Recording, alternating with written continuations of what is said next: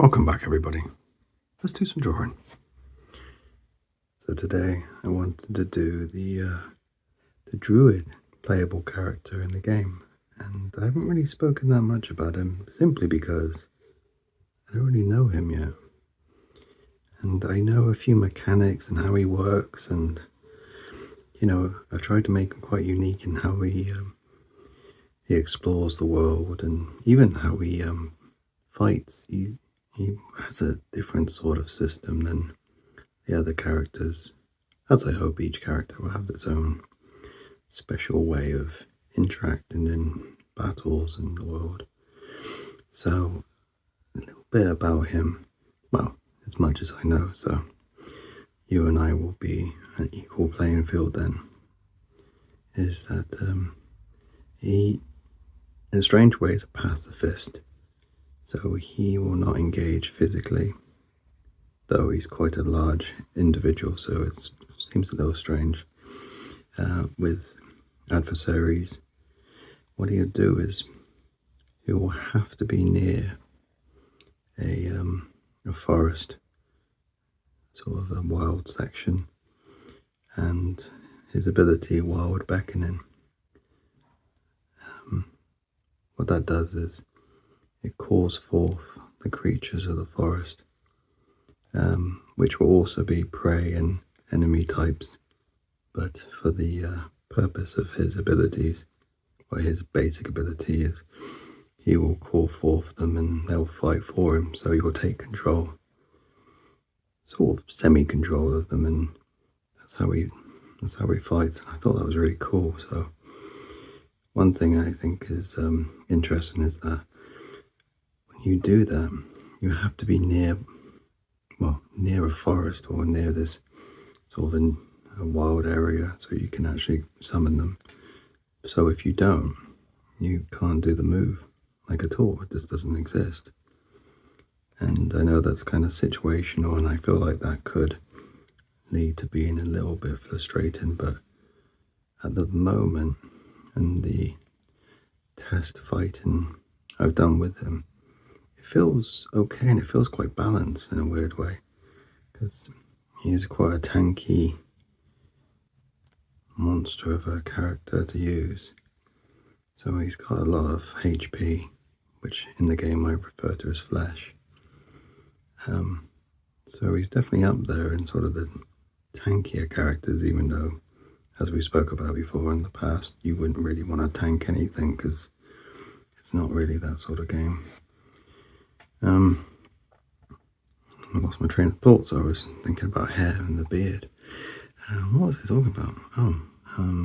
Something interesting, I'm sure.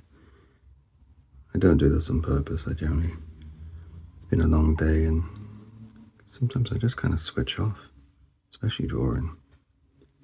It's my little part of the day that I can just be quiet and not worry about it too much.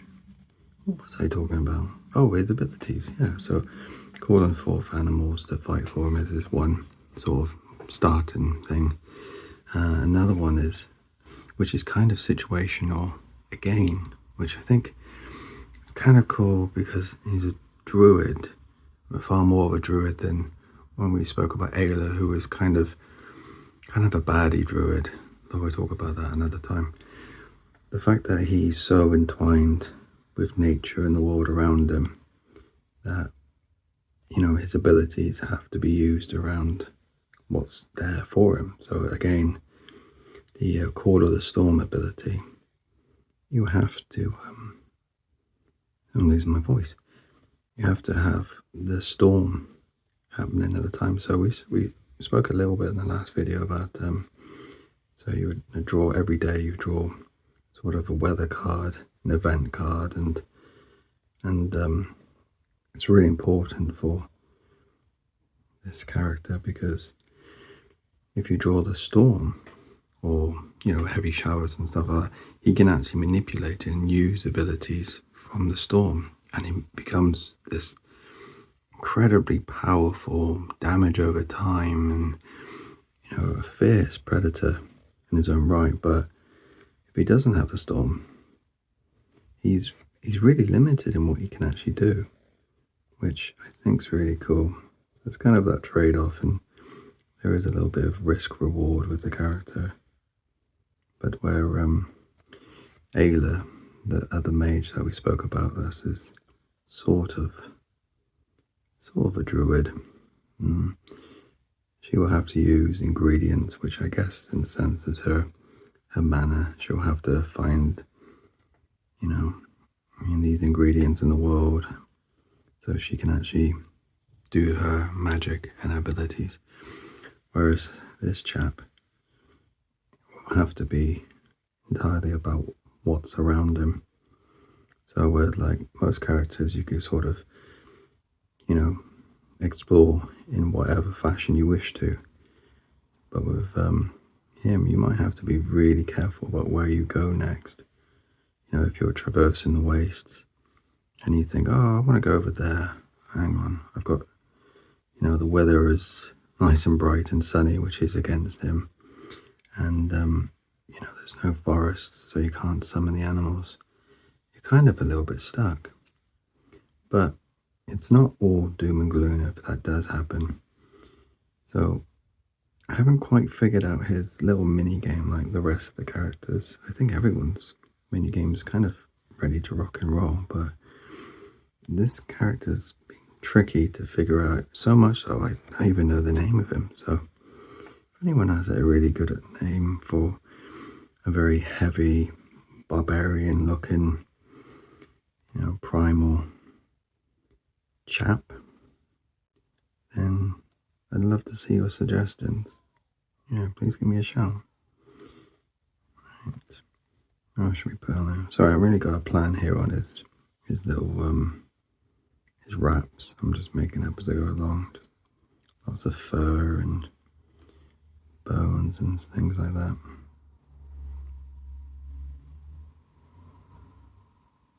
What was I talking about? Oh wow, it was a long day. Oh right, yeah, so it's not all doom and gloom. So if you don't have storms and you don't have the forest nearby and a few other little bits that we'll talk about in another video, you can shapeshift into sort of, currently it's sort of a mix between a goat, a wolf and a bear. It's not the most powerful creature, but it can traverse the wild incredibly quick. But the trade-off with it, and it can attack, and you'll have like its own abilities and, that sort of stuff, and like how much damage it does and what sort of damage it does and the piercing and all that stuff, all that good stuff. But once you transform, it will, in a sense, have a timer before you can turn back into your human form. Actually, interesting little side note before I totally forget it, though I probably will forget what I was talking about before anyway, but I like the idea that, in this strange purgatory-like world, this character did not start off as a humanoid, start off as this beast, and this beast learned to turn into this guy.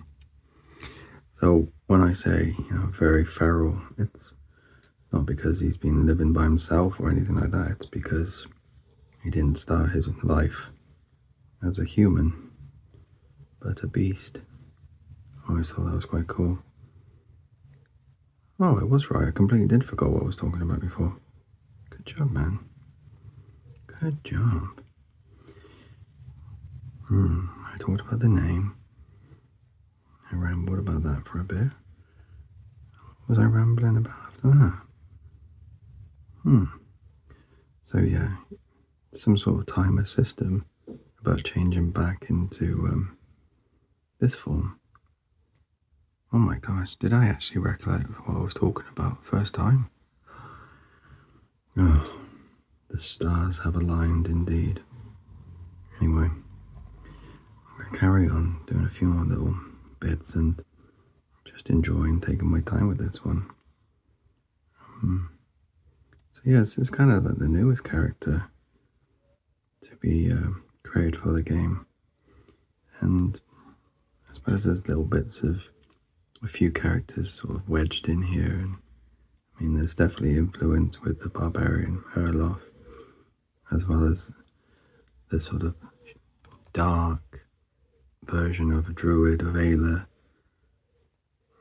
So he was kind of like an amalgamation, which I think is kind of cool.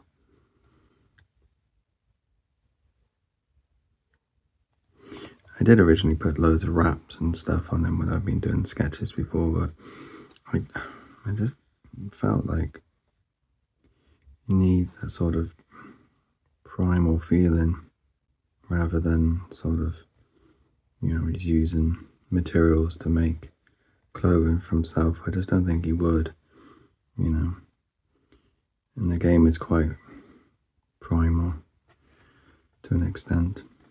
Well, there's some characters that, feel like they live in the wild and they look like they've always been. And then there's other characters that look more, or have more of a sci-fi feel to them.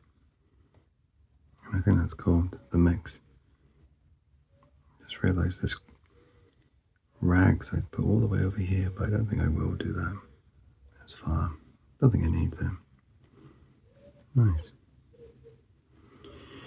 I'll do a few hairs. I won't overdo it with the hairs, just it's only a little sketch, it's only a few inches tall, but I want to give that sense that he's quite wild looking, not unkept. Yeah, that's cool. He's got a hairy tummy, hairy chest, hairy shoulders, keeps him warm in the winter. Yeah, that's cool. So how are you all doing today? Who's got their covers? Oh, speaking of covers, I got my cover. I have to put it away from the desk because every time I leave the coffee on the desk and I go to rub things out, it goes everywhere. So hopefully I'm not doing that today. And I've just realized I didn't press the autofocus, so fingers crossed it's somehow managed to focus for the whole time, and if it hasn't, again, apologies. My professionalism is inadequate sometimes, but we'll get there. Maybe one day. Alright. So I'm going to draw a few more little bits. I'm going to draw like roots from the waste itself. I guess this would sort of be half in the wastes and half in the wilds. There's these like thorns and roots and fungi. Good place to forage. And I think at some point we need to actually show how the game works in terms of exploration, because I'm always going on about the waste and different locations, but I suppose when that's abstract, that's incredibly hard to follow. So maybe I'll do like a little mini game. We can play it together. That'd be cool. If that would be something you'd be into, let me know. We can do it live. Or would live just be a bit tricky to navigate? I don't know, maybe it wouldn't be. Maybe it'd be fine. Oh yeah, and if you're just joining me now, and you've just listened to me ramble for 14 minutes about a game of some sort, well, the idea of this channel was to slowly work through the doodles and the sketches and the plans and the prototypes of making my board game, which it's been in the works for many years, mostly just writing, hundreds of little ideas, and every time I've seen a game that I've really enjoyed, but there's been like a certain mechanic that I thought was unfair or a little bit too complicated, or just didn't really fit in my little world, I guess, of how I would have done it. I've just kind of slowly put things together. So sort of a bit of a tribute to many, many games. We can always talk about that in another video as well, sort of what games have sort of inspired me. It's a lot of video games as well. It's not just board games or card games or anything. A lot of my inspirations from video games. I think I spoke about sort of the Souls franchise. That's been a big inspiration. That dark grittiness of the world and all that wonderfully creepy stuff. Yeah.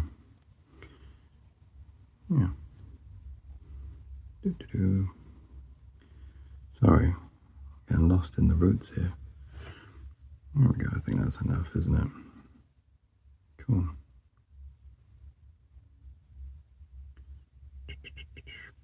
What's everyone's favorite tea? Anyone got a favorite tea? I do like tea, but to be honest, I always put loads of milk and honey and all sorts of things with tea, so it always kind of tastes the same. Though I am partial to a ginger tea. It's good stuff. And if you're feeling poorly, ginger tea with honey, oh, can't go wrong. Okay. Right, he's looking devilishly handsome. Oh yeah, I forgot to tell you, he's got like this half skull. And we've talked about this in other videos before, but the skulls that they wear as a carapace, and then each carapace gives a special condition and changes how the character will perceive the world and stuff like that. I would love to say I'll put the video here, but I have no idea which one it is. Right, so we'll go to Call of the Storm. All the names for all the abilities are all just subject to change, especially on this character.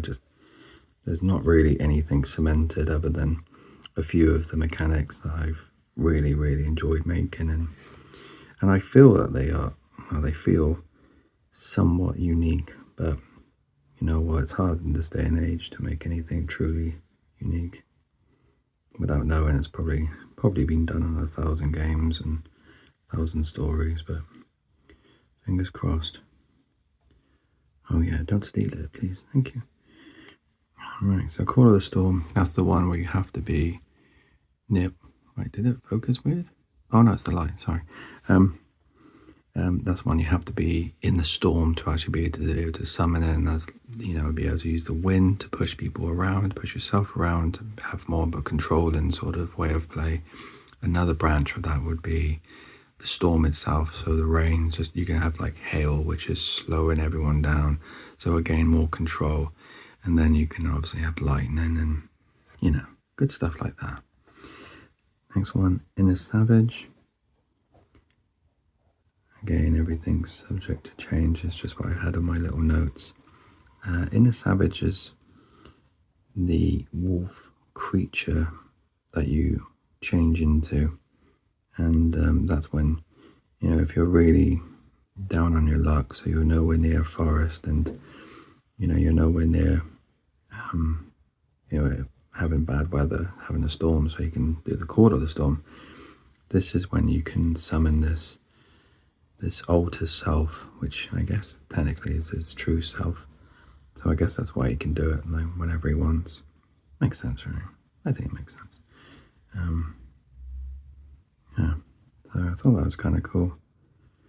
But yeah, we'll have to do a little video of the creature he turns into, because I think it will probably change 100 times, but at the moment I've got a nice sense of what it looks like and how it sort of interacts with the world. And what I was talking about earlier, the negative of that is when you change into it, I think there'll be a sense of a timer.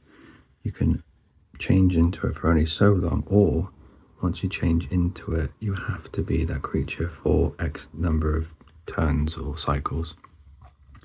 So there's a sense that if you wanted to go and explore a village, you know, or settlement, or go, you know, talk to other wanderers and try to help them out, or just try and learn more from them verbally, from sort of, I guess it's not really charisma checks, but we'll talk about that sort of systems later. But you wouldn't be able to do it if you went off and were in a savage and you turned into the creature inside. You wouldn't be able to communicate.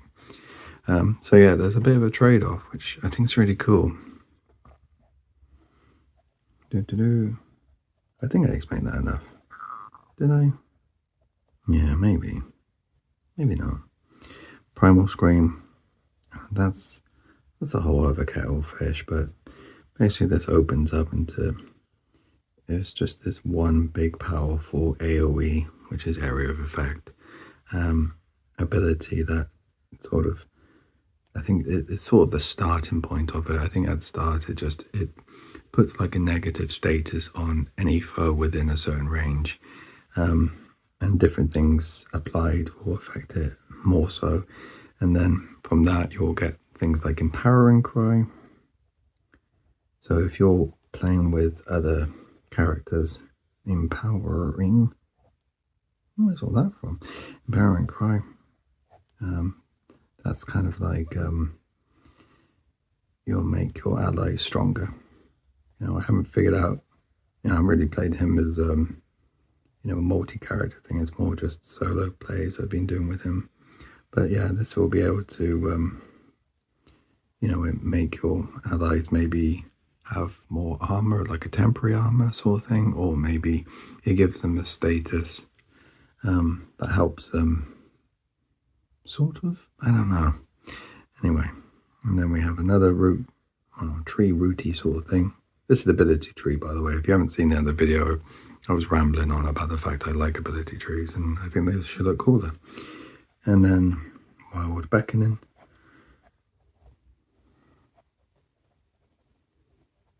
Nice, spelled it right, I think. Wild Beckoning is the one where if you're near, you're the creatures in the forest and stuff, and I think there's going to be a bit of a opposed role versus them to see if they actually will work for you as well. And if they do, you'll take somewhat control of them and then you can use them. Right. No tea at all nearby. We're good to rub out. So yeah, I hope you enjoyed this video.